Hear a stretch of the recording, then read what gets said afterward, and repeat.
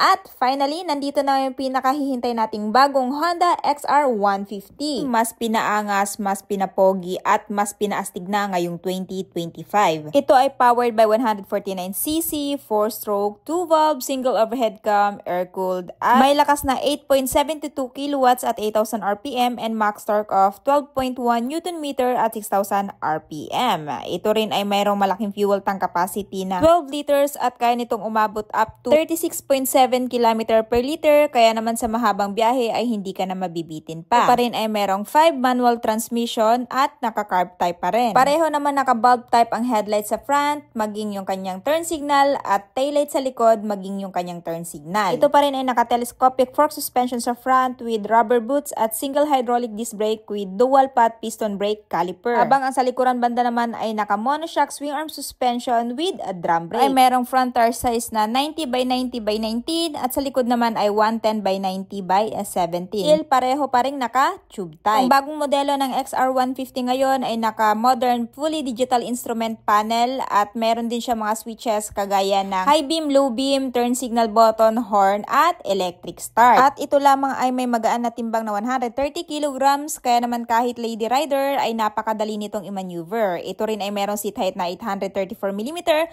at ground clearance na 245mm, kaya naman kahit may height ka na 5'4", ay kayang-kaya mo tong abutin. Ito din ay merong malaking rear carrier na kung saan kaya nitong i-hold maski 5 kilograms of baggage. Pinapogi na din ang bagong XR dahil sa kanyang new graphic decals na may combination na white, red, and black. At ito ay available sa color na white and black. At syempre, kung interested kayo dito sa bagong Honda XR 150L, ito ngayon ay may presyo dito sa Honda Big Bike Tagum na spot cash is, ayan, 96,900.